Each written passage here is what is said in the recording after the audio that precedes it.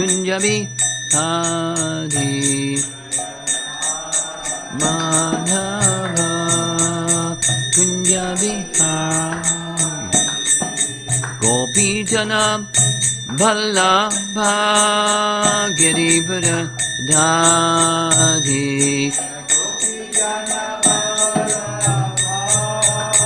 Girivara Dhari Gopi Jana Vallabha Girivara Dhari Gopi Jana Vallabha Girivara Dhari Yasodanandana Brajajanaranjana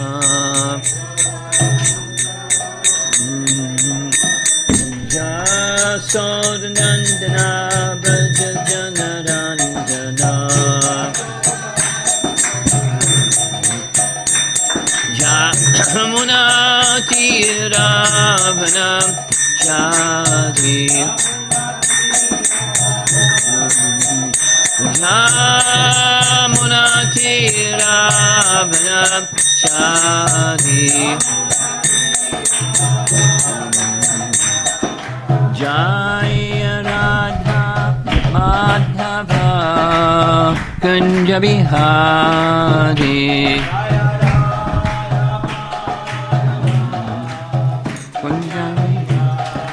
Jaya Radha Madhava Kunja Bihari Madhava Kunja Bihari Gopi Jana Vallabha Girivara Dhari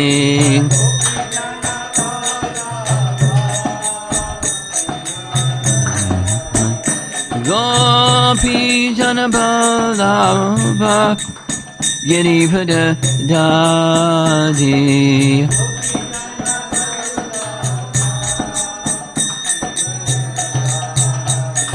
Jasodanandana Brajajanaranjana Jasodanandana Brajajanaranjana Jamuna Tiravana Chadi Yamuna Tiravana Chadi Jaya Radha Madhava Kunja Bihari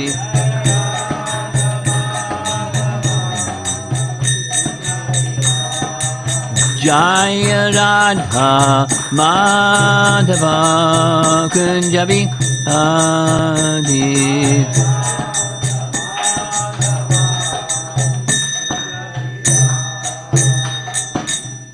Jayom Vishnupad Paramahansa Parivajagacharya Astatarasata Sistimadis Divine Grace A.C. Bhaktivedanta Swami Srila Prabhupada Ki Ananta Koti Vaishnavrinda Ki Gaura Premanandi.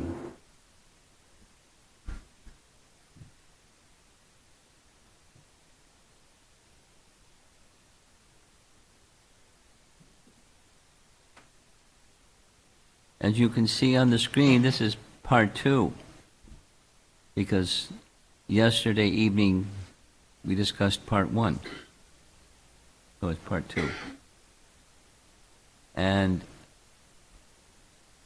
I'll do a little review from part 1, but before I do the review from part 1, I'd like to go to a little background with the assumption that there's some experienced devotees and there's some newer devotees. So this is more for the newer devotees.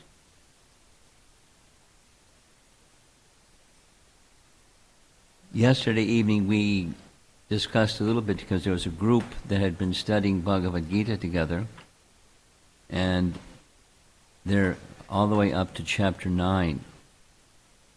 in Bhagavad Gita there's 18 chapters.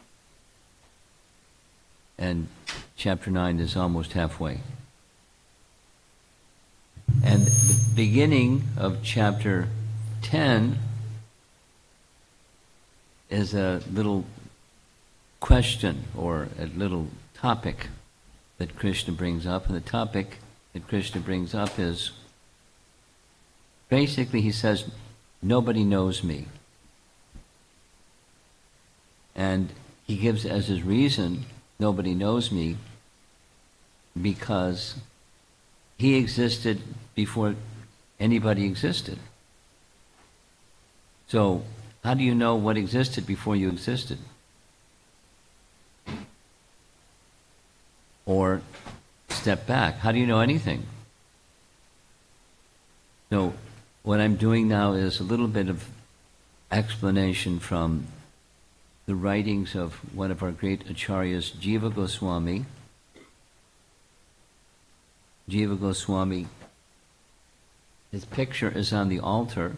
You see below the deities, there's members of the disciplic succession, and over there on the right, there's 6 personalities. Those are the 6 Goswamis of Vrindavan who gave the teachings of Chaitanya Mahaprabhu under his order to do so, after he instructed them thoroughly on the science of bhakti. He instructed them to write books on what they've understood from him. So he didn't write books, but he instructed them to write the books of teachings that he gave. And one of those 6 is Jiva Goswami. Jiva Goswami was brilliant, super, 3 times super brilliant scholar. And he wrote multiple commentaries, like 6 commentaries on Srimad Bhagavatam. That's major. And one of those commentaries had 6 divisions. One was, one commentary on the Bhagavatam was as Prabhupada did, verse by verse by verse, consecutively going through the entire Srimad Bhagavatam. That was one of his commentaries. That commentary is called Krama. Krama means step. Step by step, going through the entire Srimad Bhagavatam. Then another one had 6 parts, and it's called the Sandarbhas. And the Sandarbhas are organized differently.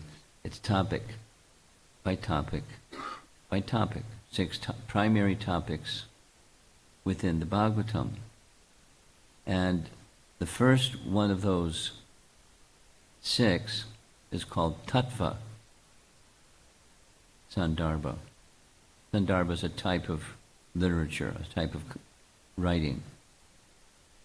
So in Tattva Sandarbha, he begins by saying, I want to talk about Krishna.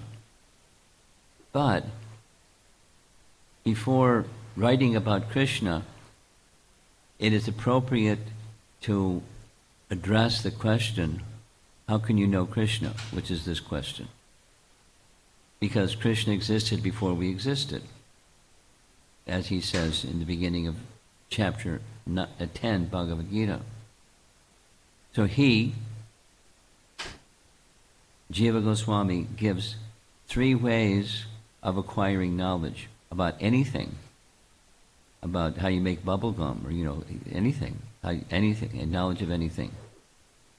And there's the 3 means of knowing things is through sense perception, through reason and logic, and through authority, hearing from authority. And then he goes through the first 2, they're fallible, because the senses make mistakes. You perceive something and it's not really what you perceive. We have experience of that. Like the classic example, you look at the sun, and the sun looks like a little disc in the sky. But the sun's not a little disc in the sky. The sun is thousands of times bigger than the the planet, Earth. But because it's far, far away, and how it's situated in the sky, it looks like a disk. So the senses are imperfect, etc. Many other examples. The second way of knowing things is by reason. And people use, everyone uses reason all the time. From this, you infer that. Just like sitting here, I can hear a fan, and it's probably the air conditioner. I don't know, it might be something else. But by inference, by reason and logic, I conclude it might be, perhaps maybe, something. And then people make philosophies based upon reason and logic, and someone else comes along and says, no, that's not right, this is right. Their reason and logic is stronger. And they refute the first guy, and they establish another doctrine. And then somebody else comes along and says, no, that's not right. And since time immemorial, the different doctrines or teachings or statements of truth based upon reason and logic. And after some time, they're replaced by another. So it's impermanent and fallible. So 2 strikes. Now you're still at bat. What's remaining? The answer he gives is shabda, or sound. You hear from an authority, and then you can know something.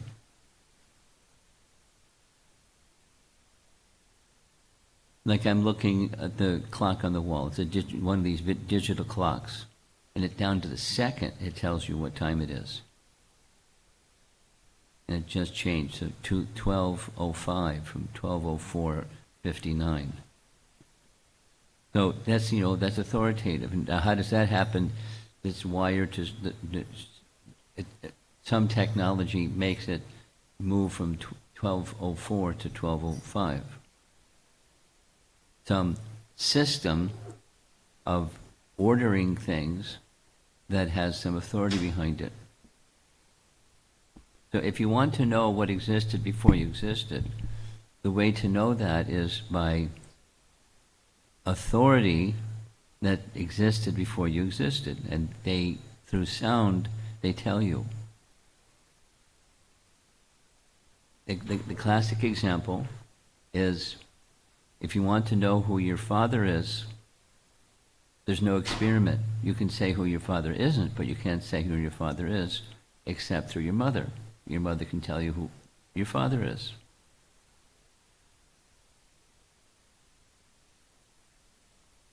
Similarly, the Vedas tell us who existed, who is the source of everything that existed before we existed.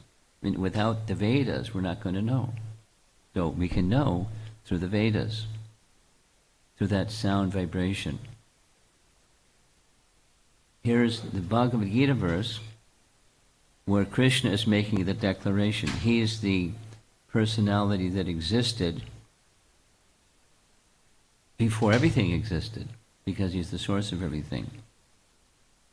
So we're covering the same points that we covered last night, but it's a good preliminary to go into the topic that I would like to speak about as soon as I finish the introduction. You see the verse on the screen, Bhagavad Gita chapter 10, text number 8. And if you know the verse, you can recite it with me together. Aham sarvasya prabhavo matak sarvam pravartate iti matva bhajante mam buddha bhava samanditaha. So Krishna is doing, basically, I call it a checkmate. He says, first, aham, that's him, I, first person singular, I am the source of everything. Sarvasya means everything, matter and spirit, both. He's the source of matter, he's the source of spirit, he's the source of everything. Aham sarvasya prabhava. Prabha, he's the source. And then he says it the other way. Matak sarvam pravartate. everything comes from me. I am the source of, it's this, verb. And then the subject and predicate switch. I'm the source of everything. Everything comes from me. Iti matva means thus knowing. Bhajante mam. Bhajante means engage in devotional service. Bhajante. Bhaj. B-H-A-J is the Sanskrit root or dhatu for bhakti. When it's a noun, it becomes bhakti. When it's the action verb, the root verb is bhaj. They engage in my devotional service. Thus knowing, they engage in my devotional service. Buddha is the same root as buddhi, or intelligence. They have spiritual intelligence, and they have bhava, spiritual ecstasy. So here's the English translation, Prabhupada's Bhaktivedanta Book Trust presentation. I'm the source of the spiritual material worlds. Everything emanates from me. The wise, who know perfectly, who know this perfectly, engage in my service, devotional service, and worship me with all their hearts. Buddha Bhava Samanvita.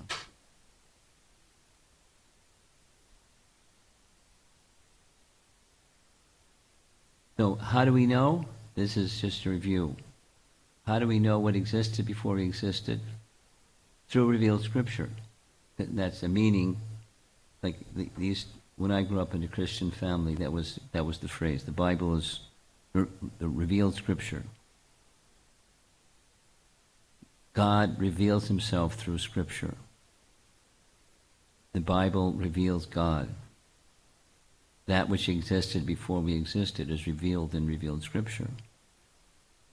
And then that's the purpose of all scriptural texts. Now the Bible is the Christian text, and the Vedas is the Vedic text, or another text. Here is the verse from chapter 15 of Bhagavad Gita. We can say it together.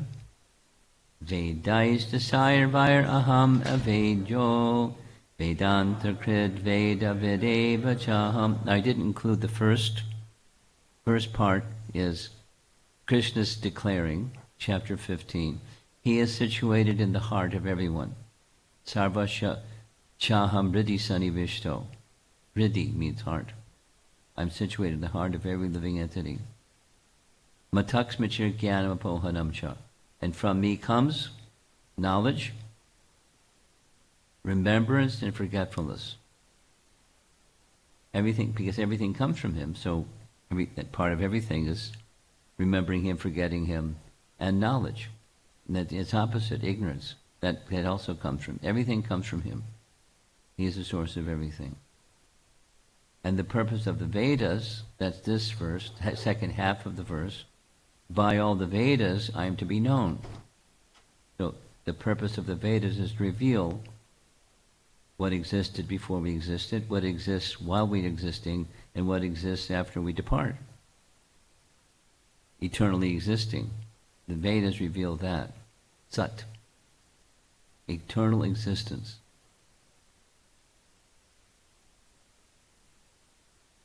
By all the Vedas I am to be known. Indeed, I am the compiler of Vedanta.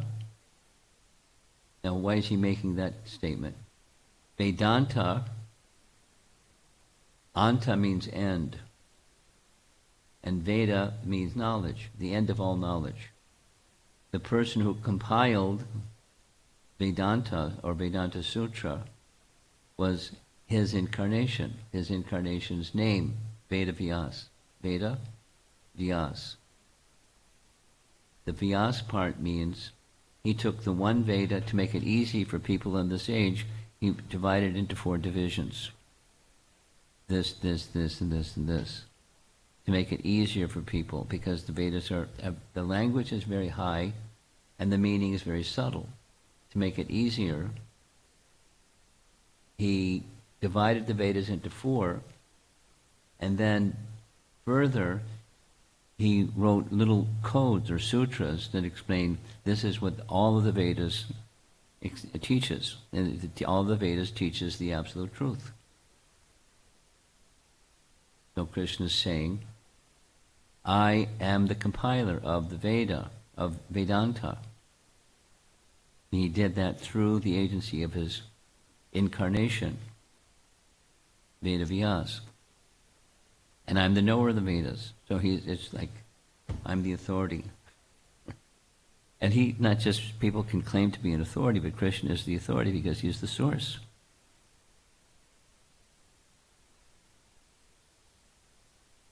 Now, two more things. So far, the way to know what existed before we existed is by having it revealed, by what existed before we existed. And that which existed before we existed is known through the medium of the Vedas. And that's what this verse is saying. So that source is Krishna. And then when Krishna manifests himself, why? Is there a reason? Or is it whimsical? He just comes and stays a while and departs, and there's no reason. It's just whimsical. Not whimsical. There's purposes. I'm going to go to this verse here. From chapter 4 of Bhagavad Gita, Krishna gives three reasons. I'm going to not have us chant the verse. It says three things. The first line, Pritranaya Sadhunam. Krishna delivers or gives protection to the sadhus, to the devotees. Krishna protects his devotees. And then those who are duskritis, those who are opposed to him and the devotees, he finishes them. He diminishes their influence, vinash. And when there's disturbance in the teachings of Dharma, he restores the teachings of Dharma. Dharma sangstha. And sambhavami. He advents himself. He doesn't need somebody else. Sambhavami, by his own power. From age to age, yuge, he appears. And he does those three things. Again, what are those three things? Protects the devotees, admonishes the duskritis, the non-devotees, and he restores Dharma. Three things.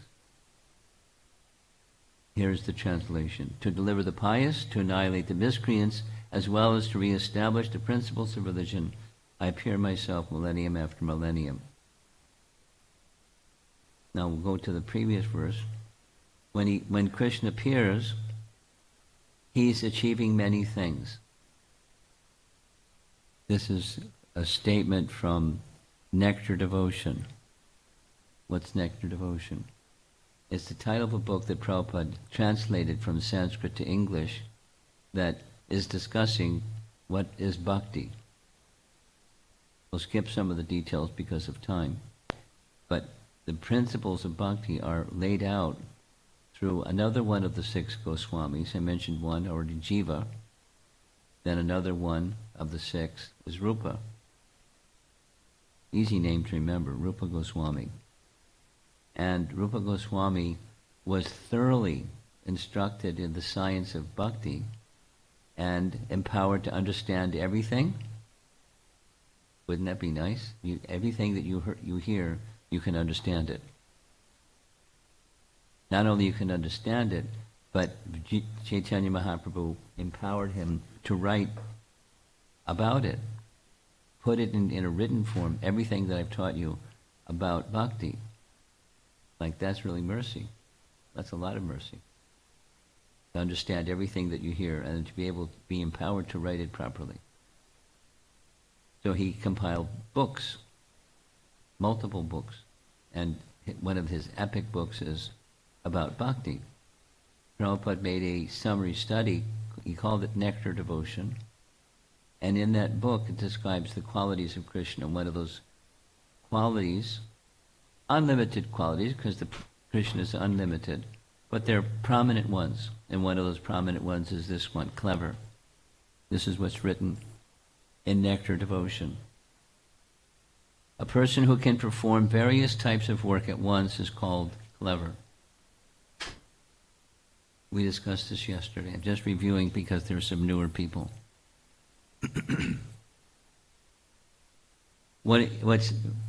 In our modern world, people are busy, like passionately busy, doing, creating, constructing, destroying, busy, busy, busy. And so to do all those busy things, it's considered to be a talent that you do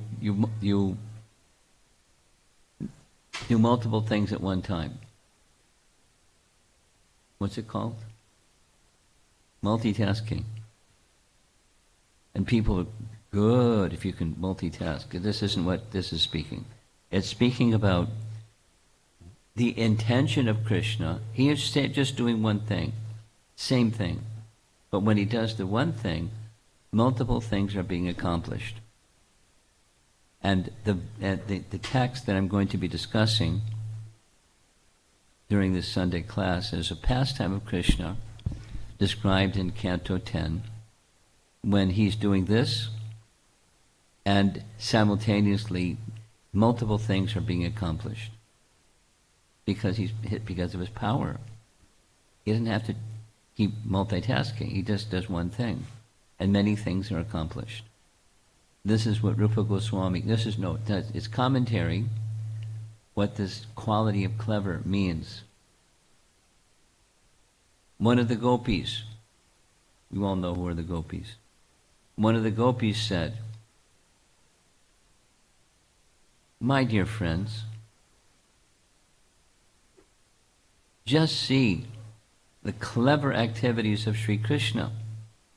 He has composed nice songs about the cowherd boys and is pleasing the cows.